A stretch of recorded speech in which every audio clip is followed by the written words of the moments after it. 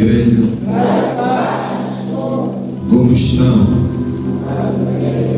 Estamos todos bem? Graças a Deus.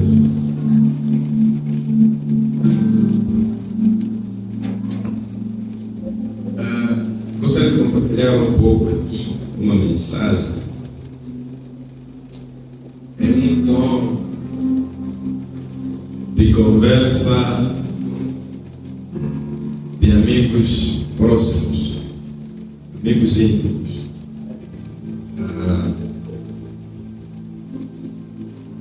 Esta mensagem não tem nenhuma intenção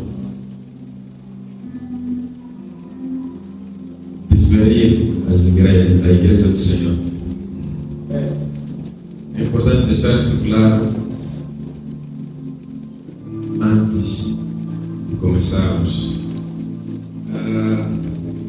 Irmão, vou precisar da sua ajuda.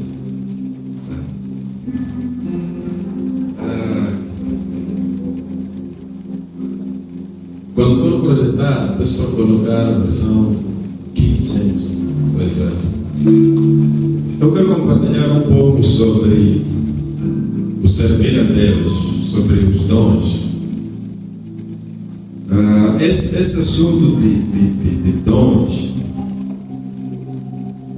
é um assunto muito importante, muito forte e pouco levado em conta. Nós, na Igreja do Senhor Jesus, não percebemos muito o impacto dos dons, o impacto do uso dos dons.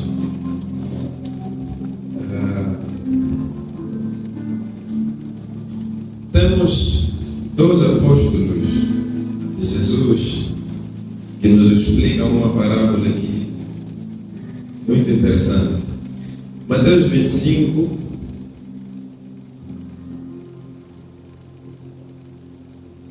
a partir do versículo 14.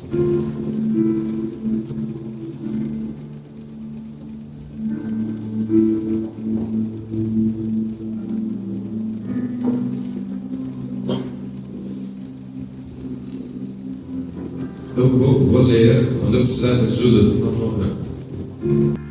Na minha versão King James diz assim. Por que eu pedi esta versão? Porque esta versão aqui foi uma das primeiras a ser traduzida do original para o inglês. Do inglês foi traduzida ao português. Então, quando o rei Jaime juntou as pessoas para que pudessem traduzir essa versão, o desafio que ele deu foi: tentem manter o mais próximo do original possível. Isso é um detalhe muito importante quando nós estamos a estudar a palavra. Às vezes algumas Bíblias, na tentativa de ajudar todos a perceber, acabam tirando o peso do texto. Mateus 25, versículo 14, diz assim, na minha versão: digo também que o reino será como um senhor que, ao sair de viagem, convocou seus servos e confiou-lhe seus bens. Eu quero que a igreja repita comigo essa parte. Convocou seus servos e confiou-lhes os seus bens. Ok, guarda esta parte. A seguir diz assim, 15. A um deu 5 talentos, a outro 2 talentos e a outro 1 talento. A cada um conforme a sua capacidade pessoal. Vamos repetir esta parte. A cada um conforme a sua capacidade pessoal. Ok, versículo 16. O que havia recebido 5 talentos saiu imediatamente, investiu-os e ganhou mais 5. Da mesma forma, o que recebera 2 talentos ganhou outros 2. Entretanto, o que tinha recebido 1 talento afastou-se, cavou um buraco na terra e escondeu o dinheiro que o seu senhor havia confiado aos seus cuidados. 19. Após um longo tempo, retornou o senhor daqueles servos e foi acertar contas com eles. 20. Então o servo que recebera 5 talentos se aproximou do seu senhor e lhe entregou mais 5, informando: o senhor me confiou 5 talentos, eis aqui mais 5 talentos que ganhei. 21. Respondeu-lhe o senhor: muito bem, servo bom e fiel. Foste fiel no pouco, muito confiarei em tuas mãos para administrar. Entra e participa da alegria do teu senhor. 22. Assim também aproximou-se o que recebera 2 talentos e relatou: Senhor, 2 talentos me confiaste, trago-lhe mais 2 talentos que ganhei. O Senhor lhe disse: muito bem, servo bom e fiel, foste fiel no pouco, muito confiarei em tuas mãos para administrar. Entra e participa da alegria do teu Senhor. 24.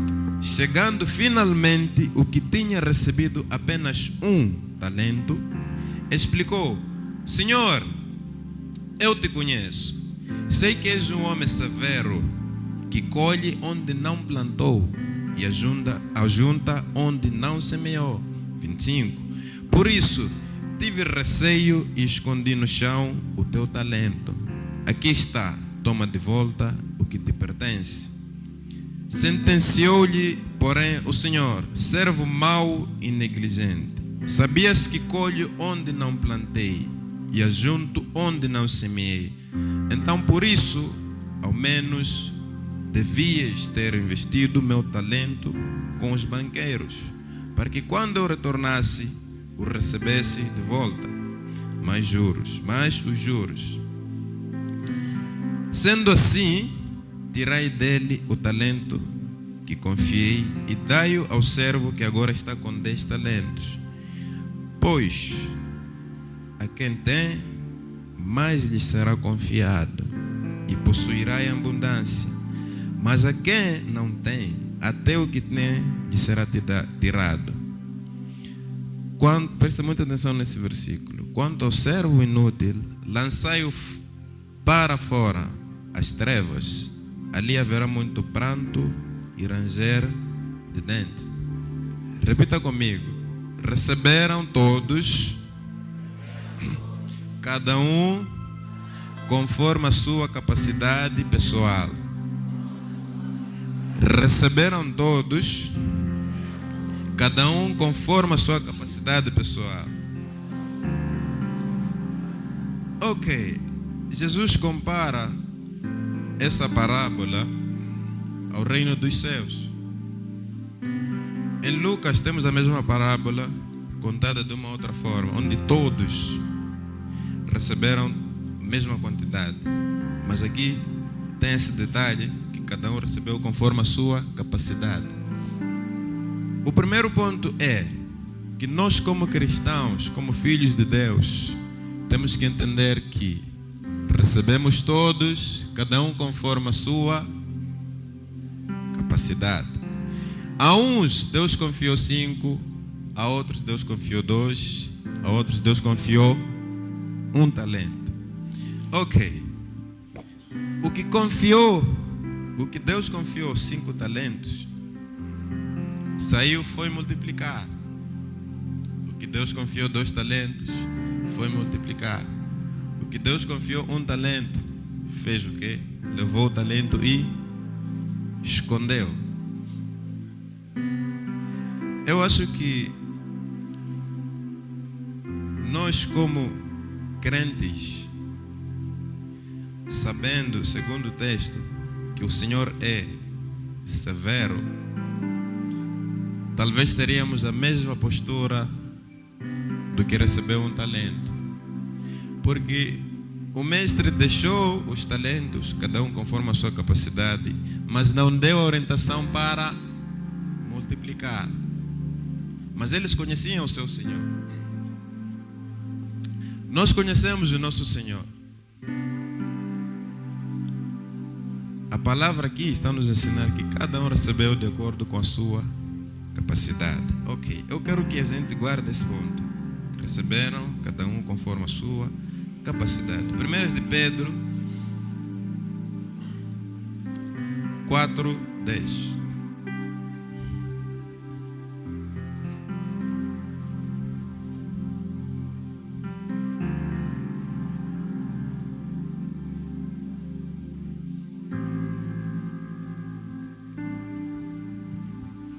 Amém. Servi uns aos outros de acordo com o dom que cada um recebeu, como bons administradores da multiforme graça de Deus. Ok. Então, vamos fazer conexão. Receberam cada um de acordo com a sua capacidade. Receberam, então, servir uns aos outros com isso que vocês receberam. Ok. Romanos 12, eu vou saltar para ler, que é para ganharmos um pouco de tempo. Romanos 12, versículo 3, diz assim: porquanto, pela graça que me foi concedida, exorto a cada um dentre vós que não considere a si mesmo além do que convém, mas ao contrário, tenha uma autoimagem equilibrada, de acordo com a medida da fé que Deus lhe proporcionou. De novo, a medida da fé que vocês receberam. Ok, 4. Pois, assim como em um corpo temos muitos membros e todos os membros não têm a mesma função. 5. Assim também nós, embora muitos, somos um só corpo em Cristo, e cada membro está ligado a todos os outros. Temos diferentes dons, de acordo com a graça que nos foi dada.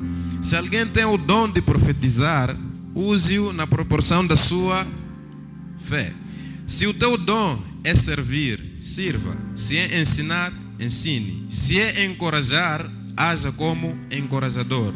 O que contribui, coopere com generosidade. Se é exercer liderança, que administre com zelo. Se é demonstrar misericórdia, que a realize com alegria. A palavra de Deus aqui está nos ensinar que existem várias formas de servir a Deus. Só que neste texto também temos um detalhe importante.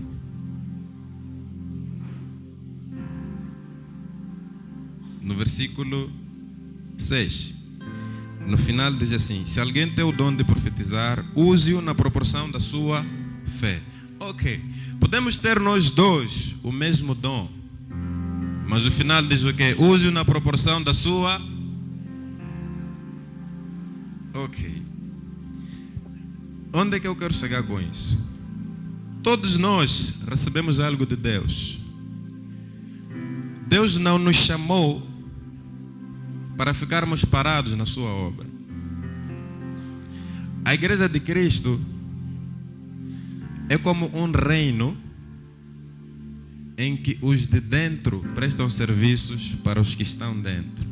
Se estamos a viver em comunidade, precisamos de eletricista, temos nosso eletricista, irmão Gelásio. Se precisamos de instalar software, temos o mano obra. Então,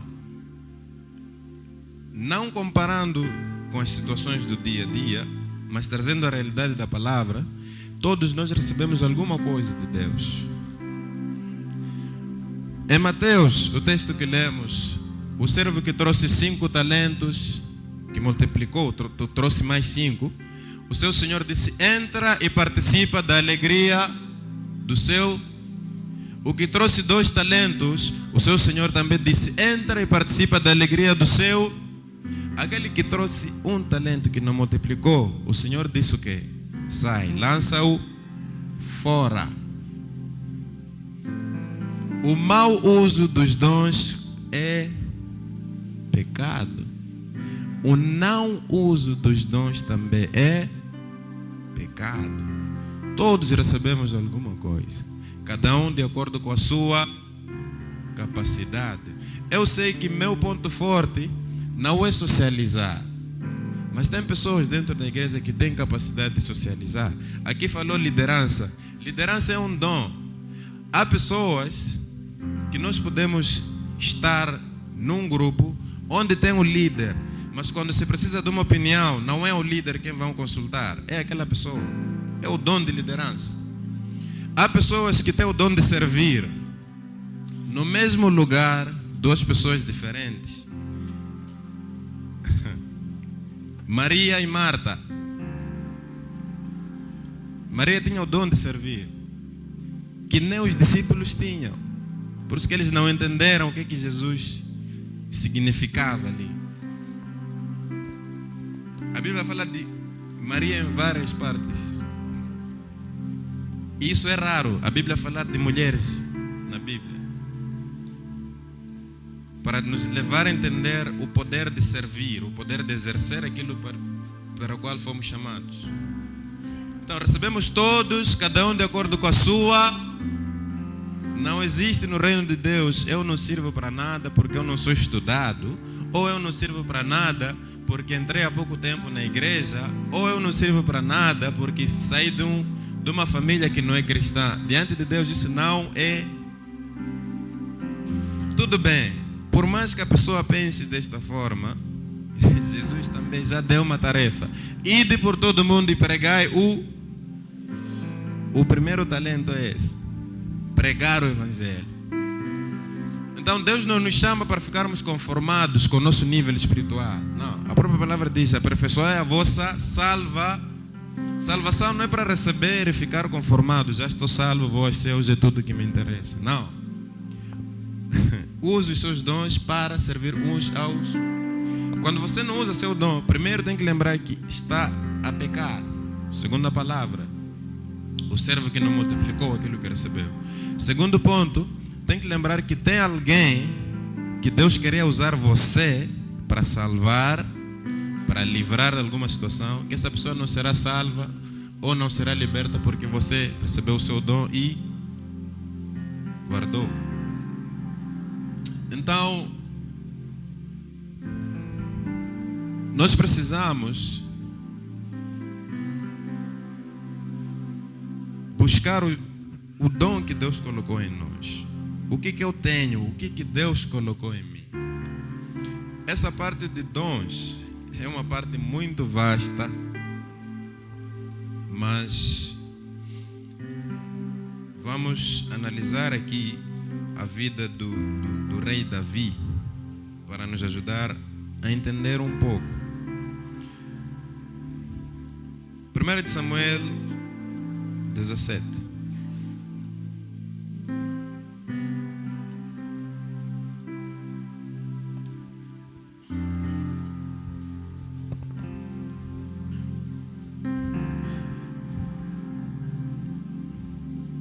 Ok, primeiro vamos para 1 Samuel 16. Algumas Bíblias têm título. Qual é o título que tem 1 Samuel 16? Acima do versículo 1.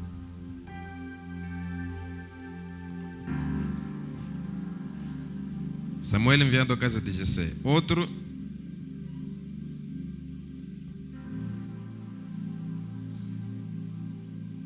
Versão King James tem título ali. Samuel 11, Davi. Ok.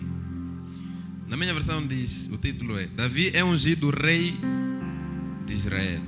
Ok. Vamos guardar essa parte, ungido rei de Israel. 1 Samuel 17, versículo 1. Aqui está a contar o episódio de Davi contra Golias, do povo de Deus contra o povo filisteu. Versículo 1 diz assim: os filisteus juntaram suas milícias com o objetivo de guerrear em Socó, uma cidade de Judá. Acamparam num lugar conhecido como Éfes-Damim, fronteira sangrenta, que ficava entre Socó e Azeca. Manobra pode me ajudar aí? 2. Saul e os homens de Israel reuniram-se e acamparam no vale do Carvalho, em Elá, e se posicionaram em ordem de batalha contra os filisteus. Ok. Então, os filisteus foram para guerrear contra o povo de Deus, Saul também reuniu seu exército para defender. Ok, versículo 12, Manoba. Sim, sim. Davi era filho de Jessé, o Efrateu, de Belém de Judá. Jessé tinha 8 filhos e já era idoso na época de Saul. Pode continuar. Os 3 filhos mais velhos tinham seguido a Saul para a batalha. Esses partiram para a guerra. Esses que partiram para a guerra chamavam-se Eliabe, o primogênito, Abinadab, o segundo, e Samá, o terceiro. Okay. Versículo 14. Davi era o filho mais novo. Os 3 mais velhos serviam ao exército. Essa parte aqui é muito importante, porque os 3 mais velhos serviam ao exército.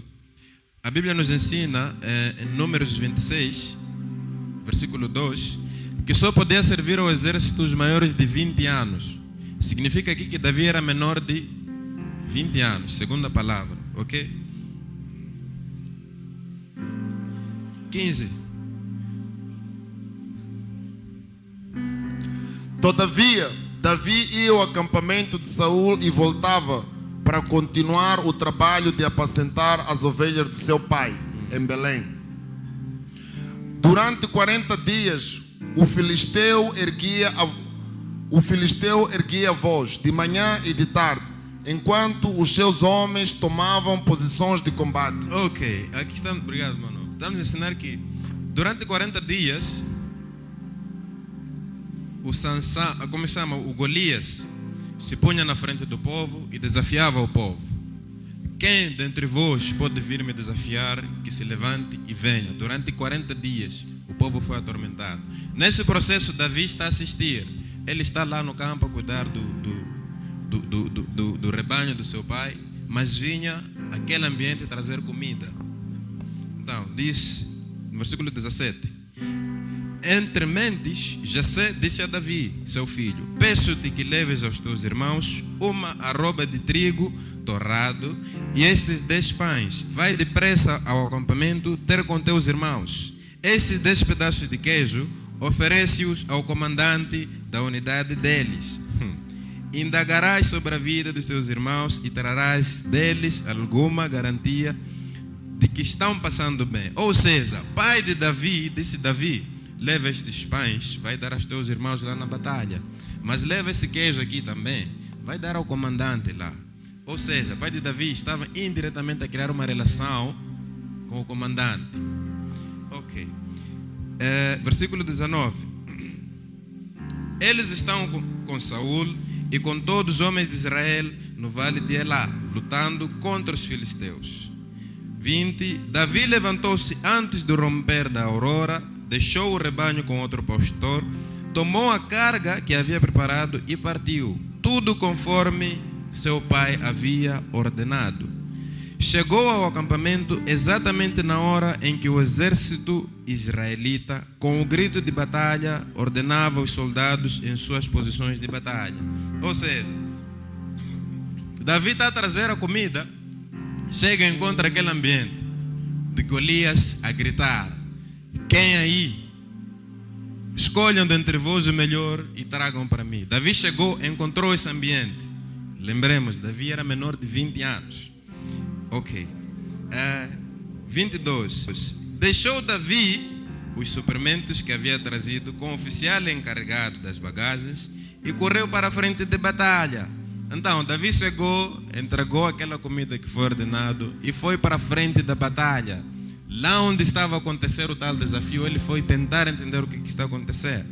Ok. Conseguiu aproximar-se dos seus irmãos e indagou se estavam bem. 23. Enquanto Davi conversava com eles, o grande guerreiro filisteu de Gate, chamado Golias, avançou e bradou seu desafio habitual. E Davi o ouviu. Então, é mais um dia em que Golias fazia aquele teatro dele todo de desafiar o povo. Davi ouviu. Era a rotina dele só ir e deixar comida. Davi não tinha idade para ir à guerra. Versículo 24. Assim que os soldados israelitas viram Golias se aproximando e esbravejando, recuaram apavorados. 25. Os israelitas comentavam entre si: vistes aquele homem enorme que subiu, pois ele veio desafiar Israel. O rei dará grandes riquezas a quem o vencer, também lhe dará sua filha em casamento e isentará de impostos em Israel a família de seu pai. Então Davi perguntou aos soldados que estavam ao seu lado: o que receberá o homem que matar esse filisteu e desagravar a ofensa contra a honra de Israel? Quem é esse filisteu para desafiar os exércitos do Deus vivo? 27. E os homens lhe responderam o que antes haviam comentado e lhe contaram sobre a recompensa para quem conseguisse aniquilar. Davi chegou lá e perguntou: quem é esse filisteu que ousa desafiar o exército do Deus vivo? Quando nós vamos servir, a nossa motivação tem que ser a motivação certa. Davi, desde o início, aqui, está-nos a mostrar que ele não foi por ele, que ousa desafiar o exército do... Ok, Davi era menor de 20 anos. Então, ele perguntou, lhe contaram a recompensa de novo: vai casar com a filha do rei, vai ser rico e a sua família não pagará mais imposto até a morte. 28. Quando Eliabe, o irmão mais velho, ouviu Davi falando com os soldados, ficou irritado com ele e indagou: por que afinal desceste até aqui? E com quem deixaste aquelas poucas ovelhas no deserto? Bem conheço a tua insolência e a malícia do teu coração. Vieste para assistir à batalha. Então o irmão de Davi já lhe conhecia. Disse: Davi, você está a fazer o que aqui? Aquelas ovelhas lá, você deixou com quem? Ok. 29. Davi replicou: o que eu fiz agora? Por acaso sou privado de até mesmo falar? Não posso nem falar, meu irmão. 30. Então Davi deixou, procurou outra pessoa. Repita comigo: procurou outra pessoa. Procurou outra pessoa. Ok. Propôs a mesma pergunta e ouviu a mesma resposta. Então ele perguntou a outra pessoa e ouviu aquela resposta da recompensa. Os que ouviram as palavras de Davi foram relatá-las a Saul, que o chamou à sua presença. A vida de Davi começa a mudar aqui. Lembramos que Davi já tinha sido ungido a rei no capítulo anterior. Foi ungido a rei com menos de 20 anos. Ok. Quando vamos servir a Deus, o ensinamento que estamos a ter até aqui é que, primeiro, a nossa motivação precisa ser: quem é esse que ousa desafiar o exército do Deus? Não pode ser quem é esse que ousa desafiar Asaf. As pessoas estão a dizer que eu não posso servir, que eu não posso pregar, que eu não posso. Quem é esse que está a dizer que eu não posso? Essa não é a motivação do servo. Ok. Segundo, irmãos de Davi o conheciam. Mandaram ele deixar tudo e voltar para cuidar das... Mas ele fez o quê? Procurou outra. Às vezes as pessoas que te conhecem bem vão impedir a obra que Deus quer fazer na sua vida. Você tem que saber quem você vai procurar. Pessoas com bagagem espiritual, ministerial, são a melhor pessoa que você pode procurar. Ok. Então Davi, no versículo anterior vimos que Davi, depois de fazer aquela pergunta, aqueles que estavam ali ouviram que ele estava a fazer aquelas perguntas e tal, foram falar ao rei: para rei, tem um menino lá, está a fazer umas perguntas estranhas. Saul disse: que menino é esse? Manda vir. Ele já tinha sido ungido a rei. Ok. Então Davi disse a Saul: que ninguém deixe seu coração se abater por causa desse filisteu. Teu servo irá e pelejará contra... Davi já está a falar com reis. 33. Contudo, Saul respondeu a Davi: tu não poderás ir contra esse filisteu para lutar com ele, porque não passas de uma criança, Davi. E ele é um guerreiro desde a juventude. Davi, como chama? Golias tinha 2 metros e 90. A palavra diz aqui. Eu tenho 1 metro e 80. Significa o dobro de mim e mais um pouco. Era a altura de Golias. Então, o próprio rei disse: Davi, você é criança, Davi. 34. Mas Davi argumentou diante de Saul: quando teu servo apacentava as ovelhas de seu pai, surgiu um leão ou um urso feroz que arrebentava uma ovelha do rebanho. Davi estava a fazer o quê? Quando ganhou experiência, estava a servir ao exército do ministério. Começa em casa. Jovens, não saltem a autoridade dos vossos pais, justificando que a Bíblia manda servir, porque isso não é bíblico. Ministério começa... Ok. Davi reuniu ali experiência, lutando contra leões e ursos. 35. Eu o perseguia e o atacava e arrancava a ovelha de sua goela. E se vinha contra mim, eu o agarrava pela juba, o feria e o matava. Um menino de menos de 20 anos. O teu servo, vê como ele fala com o rei. O teu venceu o leão e o urso, e assim será com este incircunciso filisteu, como se fosse um deles, pois desafiou os exércitos do Deus. Motivação certa. E Davi disse mais: Yahweh que me livrou das garras do leão e do urso, me livrará também das mãos desse filisteu. Quem vai lhe livrar? Deus. Motivação. Então Saul disse a Davi: vai, e que o Senhor seja... Davi já tinha sido ungido a rei, mas Davi viu aquela situação. Essa coragem dele de lutar não saiu quando ele foi falar com o rei. Saiu quando ele habitualmente, deixando aqueles alimentos lá, viu a situação e ficou irritado. Mas por que vocês estão com medo desse? Está a desafiar o exército do Deus vivo. Mas em nenhum momento Davi saiu e foi para a frente da batalha. Foi falar com o rei, pedir permissão, pedir bênção para o rei. Nesta vida de servir a Deus, tem muita gente que se acha no direito de saltar as autoridades espirituais, saltar a autoridade que Deus colocou na sua vida. Isso não é bíblico. Davi já era rei. Davi já era rei, todo mundo já sabia que ele era rei.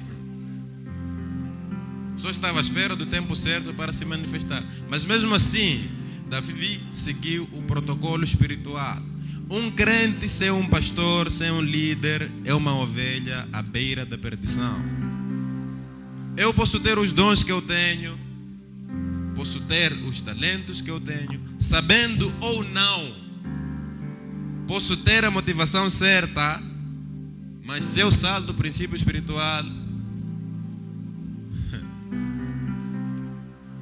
ok.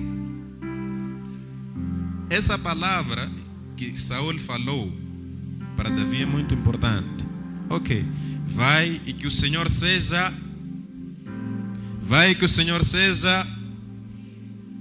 quando vamos servir a Deus, precisamos obedecer à autoridade. Filhos, adolescentes, obedeçam aos vossos pais. Precisamos ter esse vai que o Senhor seja.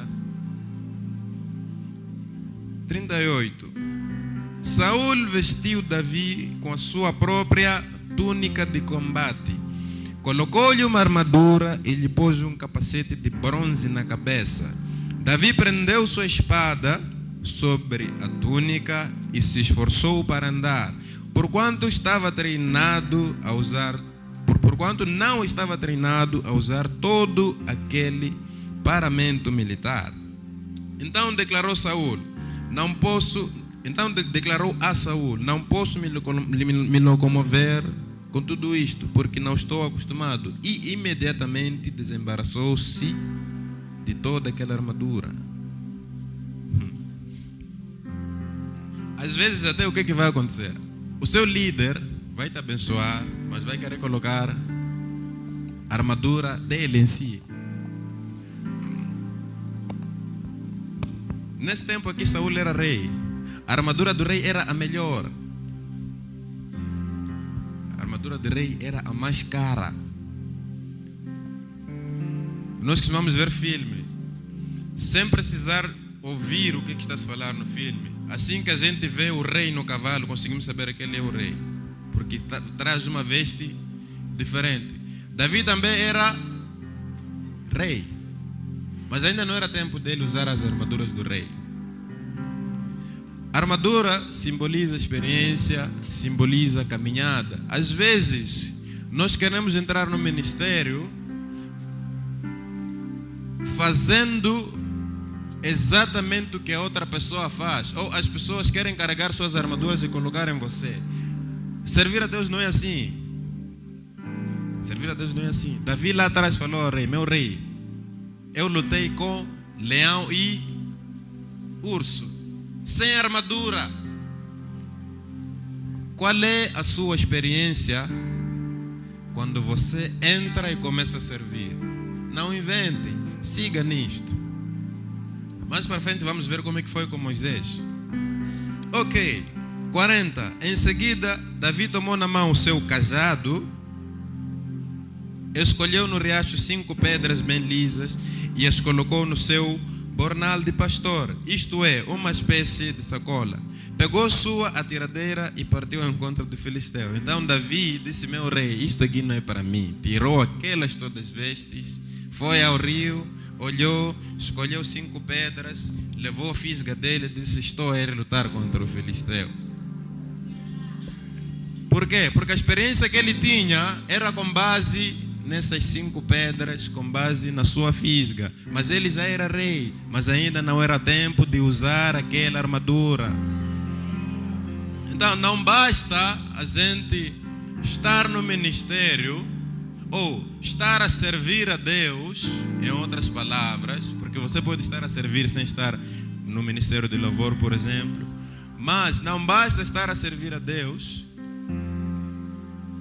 para começar a carregar as experiências do nosso líder e trazer para nós. 1 de Pedro, lemos: cada um sirva segundo a medida de sua fé. Ou seja, tem um texto, tem uma parte. Vamos falar, mano Pedro, por favor. 1 de Pedro 4, 10. Servi uns aos outros de acordo com o dom que cada um recebeu, como bons administradores da multiforme graça de Deus. Eu quero essa parte. Bons administradores da multiforme graça. Significa que o quê? A graça de Deus se manifesta de várias formas. Então, podemos estar a fazer a mesma coisa, mas a graça de Deus, através de si, precisa se manifestar de uma outra forma. Eu posso usar fisga, você pode usar espada, outro pode usar lança, mas caminhe de acordo com a graça que Deus colocou em você. Eu sei que eu não tenho capacidade de falar bem com as pessoas em ambientes.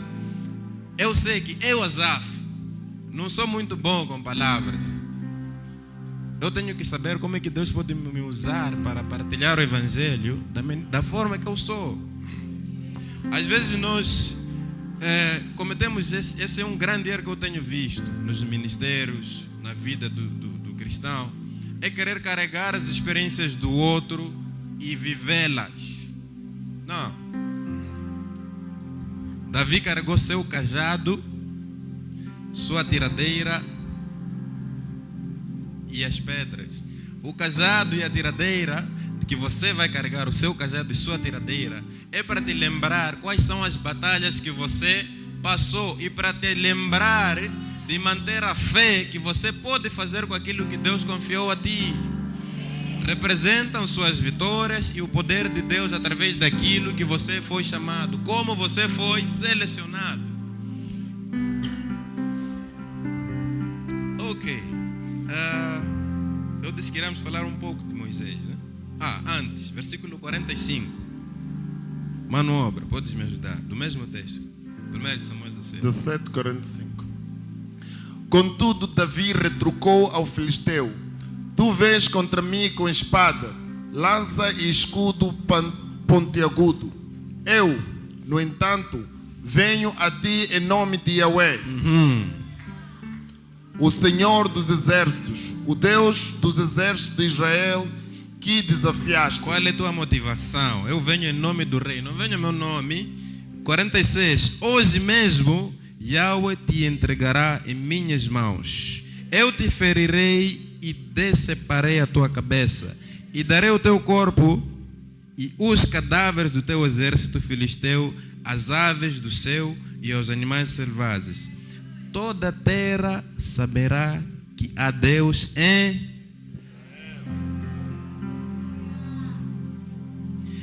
E toda essa multidão aqui reunida conhecerá que não é pela espada nem pela lança que Yahweh concede a vitória, porque Yahweh é o Senhor das batalhas. Ele vos entregará em nossas... Motivação certa. Davi cumpriu todo o protocolo. Um detalhe interessante aqui é que neste dia Davi não saiu de lá com a intenção de vir desafiar o gigante. Ele saiu para vir entregar comida. Essa foi a ordem que o pai lhe deu. Então nós temos que estar prontos para servir a qualquer momento. Não existe uma fórmula. Deus só vai nos chamar quando eu for dado oportunidade para pregar ou quando eu for dar. Não. Comece a fazer lá. Deus vai testemunhar no coração das pessoas que podem te tirar lá por causa da experiência que você... Ok. Êxodos 4.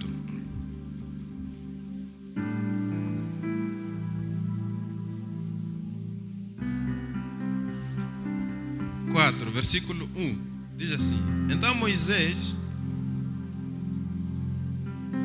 nós podemos começar no 3.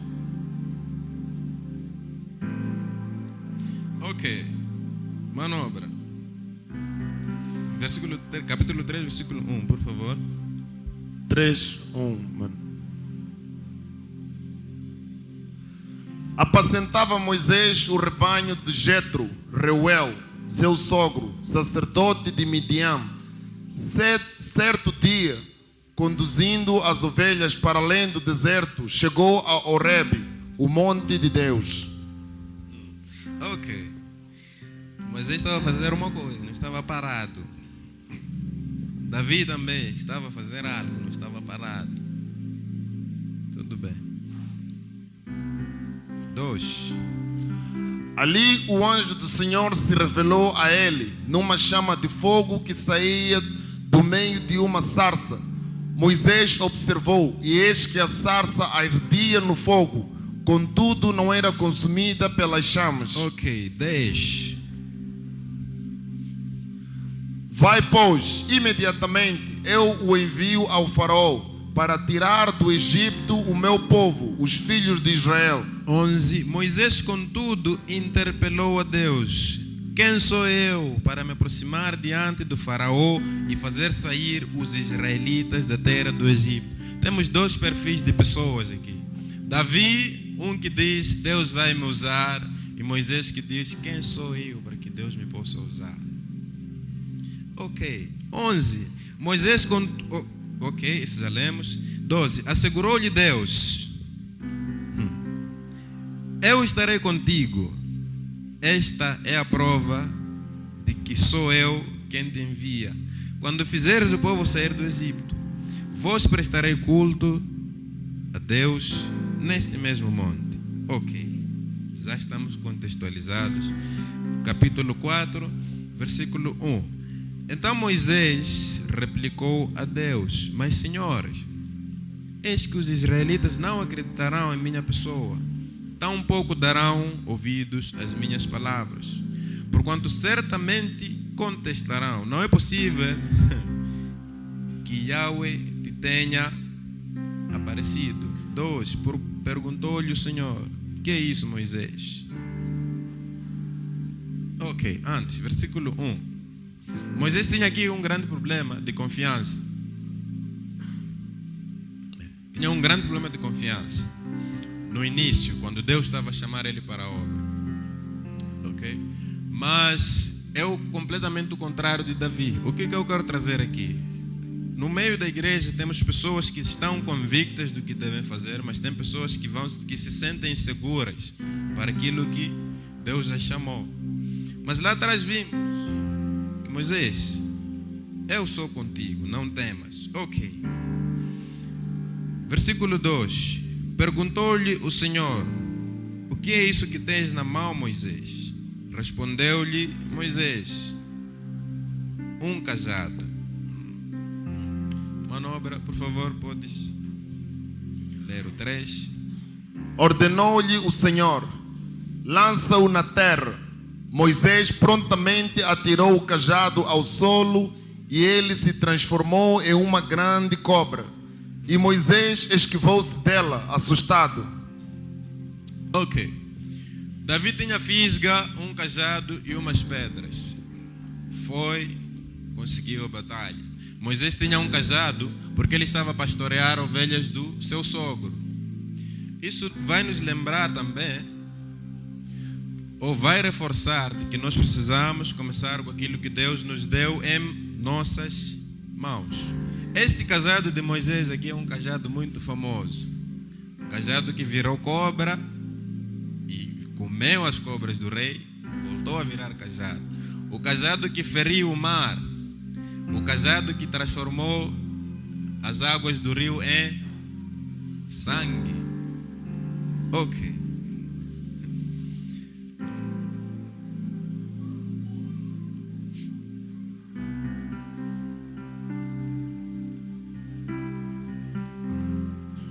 Manobra. Êxodos 14. Não, Êxodos 17.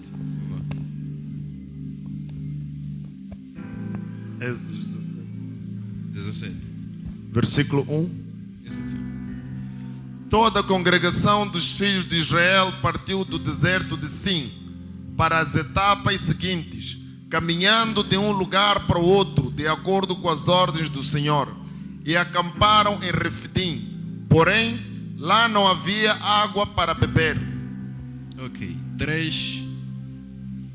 Ali o povo teve muita sede e protestou contra Moisés, exclamando: por que nos fizeste subir do Egito para nos matar de sede a nós, a nossos filhos e a nossos animais?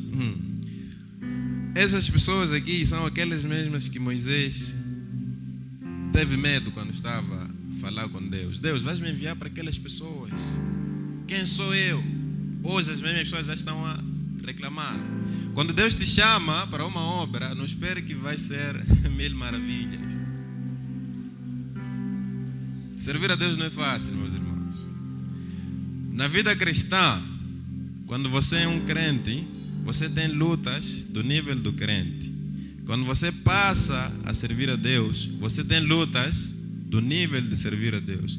Antes, quando Moisés estava lá a servir o rebanho do seu sogro, o trabalho dele era só cuidar das ovelhas. Era o nível em que ele estava. Agora Moisés tem que resolver problemas de um grupo grande. Esse é o ano do Adulão. A caverna dos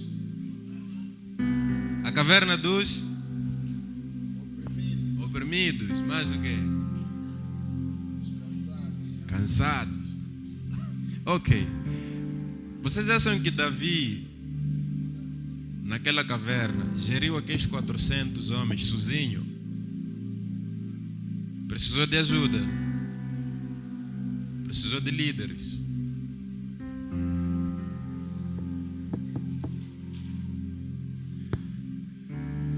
quais são as pessoas que Deus colocou na tua caverna? Ou na caverna consigo? Como é que você está a servir a essas pessoas? De acordo com a sua... Deus pode ter colocado 1, 2, 3, 4, 100, 500, 1000 pessoas. De acordo com a sua... A pergunta mais importante é: quem são as pessoas que Deus colocou para você cuidar na caverna?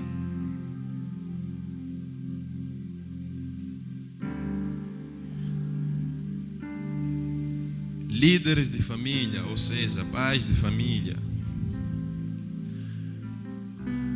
Você é o sacerdote da sua casa, responsável por passar o sangue do cordeiro na porta.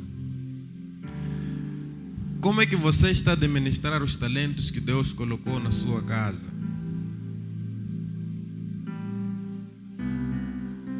Jovens, quais são os talentos que Deus colocou? A palavra diz: jovens, eu vos escolhi porque sois jovens cheios de talentos, fortes. Quais são os seus talentos? Ou qual é o talento que Deus colocou na sua vida? Quando a Bíblia fala de talento, não está a falar de tocar guitarra, ou tocar bateria, ou saber operar uma câmera. Está a falar, vimos lá, servir é um dom, liderar também é um dom. Não percebi? Contribuir é um dom.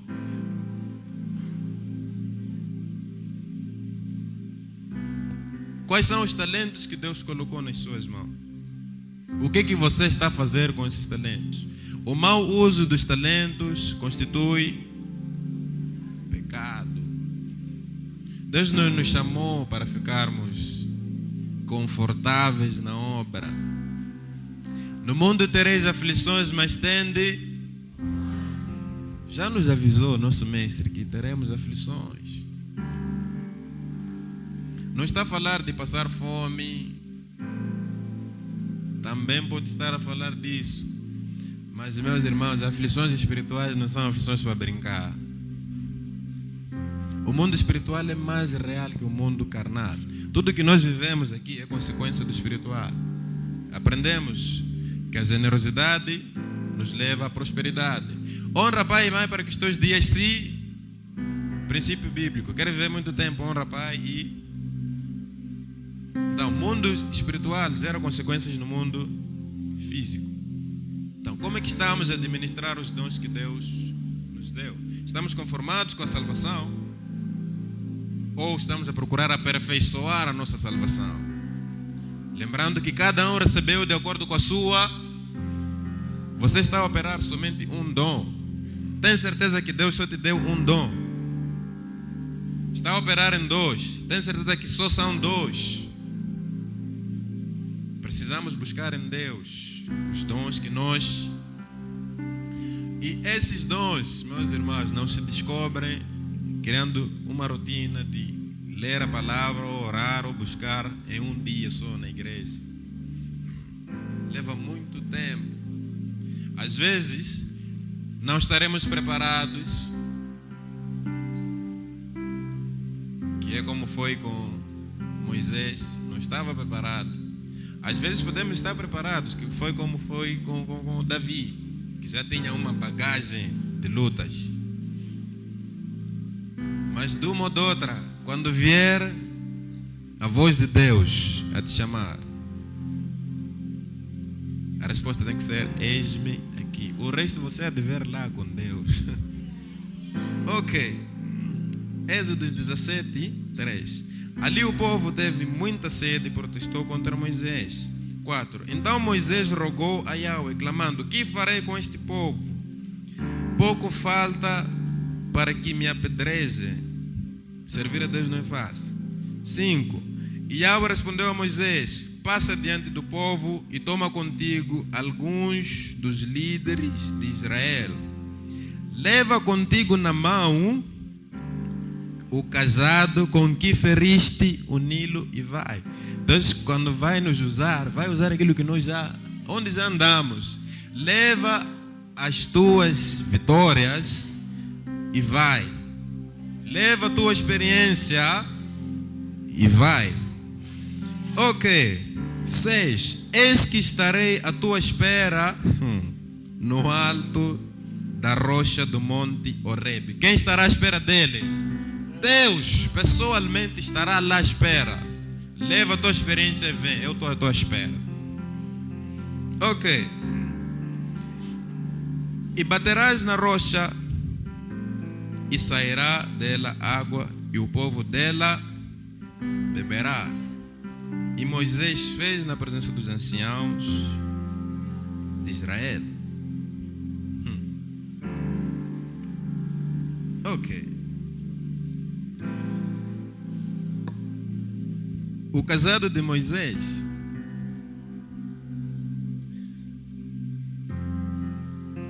sempre que Deus deu uma orientação para Moisés, podemos ver lá Êxodos 4, Êxodos 7, 17, 14, nos deixa isso claro. Sempre que Deus deu uma orientação a Moisés, Deus sempre falou como ele deveria fazer. Moisés, leva o teu cajado e fere o rio. Moisés, leva o teu cajado e faz isto. Então, nós precisamos aprender que nessa caminhada de servir a Deus, precisamos confiar em Deus. Às vezes vamos só ter que sair e ir fazer, confiar em Deus. O resto é com Ele. A nossa parte precisa ser feita, que é o quê? Levar o cajado e ir. O Senhor vai nos esperar. Então, hoje, a igreja do Senhor é uma igreja que recebeu vários talentos, cada um conforme a sua.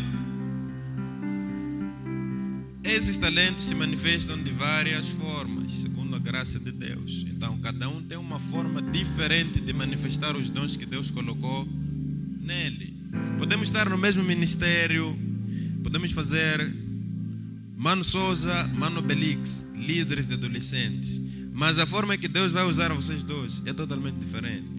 A graça que você recebeu é diferente da graça que ele tem. A experiência que vocês têm são diferentes. A multiforme graça de Deus se manifesta em nós. Precisamos entender e aceitar isso.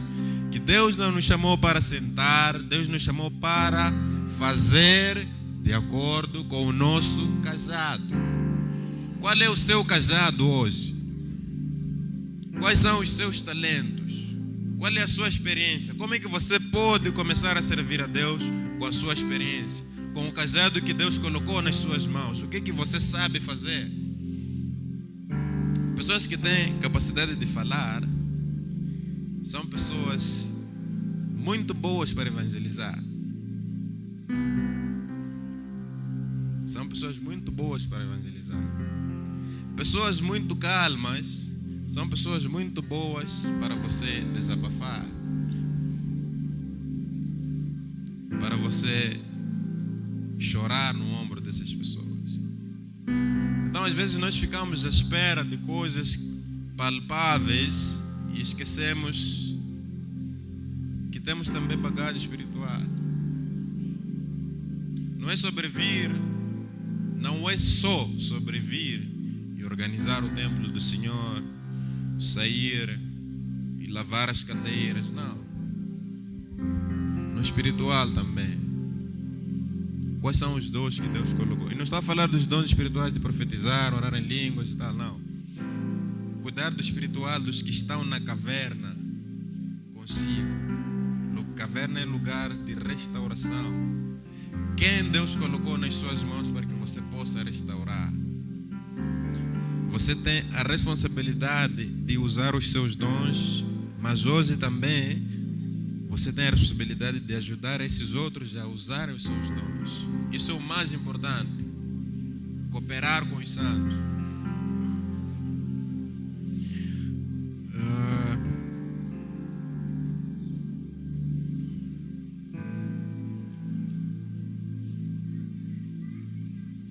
Já me esquecendo de um detalhe muito importante. Ok. 1 Coríntios 3, 13, manobra.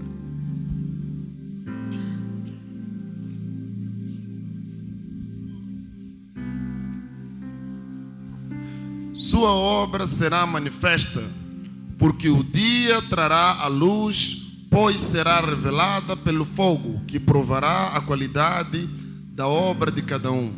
Ok. Pelo fogo as nossas obras serão provadas. Isso está a falar de lá à frente, né? Para cada um receber o seu galardão. Ou seja, vamos todos estar nos céus, mas não estaremos todos com os mesmos privilégios. É Bíblia isso. Ou seja, os seus dons, o uso ou o desuso dos seus dons vai determinar qual será o seu nível nos céus. Ou seja, se você faz ou não, tudo bem, é problema seu. Mas lá há privilégios que podes não ter. Está aí na palavra. Nossas obras serão provadas pelo fogo. Obra relacionada, não é irmão obra, relacionada àquilo que nós temos feito. Nós precisamos aprender também nessa luta. Muita gente pergunta, como é que eu posso descobrir o meu dom? Já falei uma parte que é de acordo com as suas bagagens, o seu cajado. Mas também precisamos pedir sinais a Deus. Isso é bíblico. O rei Ezequias recebeu 15 anos, ele estava para morrer.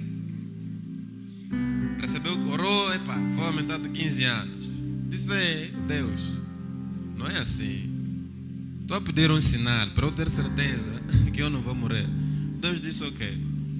A hora X, tua sombra não estará no lado habitual, estará do outro lado. A ver, sol está aqui, tua sombra não está aqui, mas está aqui.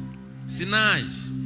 Abraão enviou o seu servo para que ele pudesse escolher esposa para o filho. Sinais. Senhor, a mulher que aparecer, me der água e der água a todos os meus camelos e tudo mais. É essa. Sinais. Precisamos trabalhar com sinais. Na vida espiritual não há acasos, não há coincidências. Sinais. Deus, tudo bem que está a me aparecer esse emprego, mas peço um sinal. Se vem de ti, peço um sinal, Deus. Pelo menos que venham 2 ou 3 pessoas orar por mim, ou que esta semana aconteça isto, aquilo. Sinais. Senhor, eu quero casar, mas peço a alguém desta, aquela forma. Se for a pessoa, Deus, peço sinal. Isso tudo é importante na vida cristã. Trabalhamos com sinais. Isso é bíblico. Isso é bíblico. Porque nós somos guiados pelo Espírito. Sim. O nosso maior inimigo conhece as coisas que estão lá. Ele já esteve lá. Então precisamos falar com o nosso Senhor. Deus, peço sinal. Porque quando você ora, você está a exteriorizar aquilo que você quer. Satanás pode ouvir e trazer uma bênção disfarçada, uma maldição disfarçada de bênção. Se você não tiver sinal, como é que você vai saber? Peça sinais. Deus, não, peço sinal. Ou peço que o Senhor me faça sentir paz, ou que eu não sinta paz. Simples. Senhor, está a aparecer um negócio de investimento pesado, Deus. Peço um sinal, Senhor. Se for da sua vontade, esta semana este fornecedor vai me ligar tantas vezes. Ou vai me ligar depois da hora X. Precisamos ter fé. Isso não é história, é Bíblia. Precisamos ter fé. Senhor, se é da sua vontade, peço um sinal. Pai, se este é o meu dom, peço um sinal. Ok? Pastor Coelho, esta é a mensagem que eu quero compartilhar com a igreja.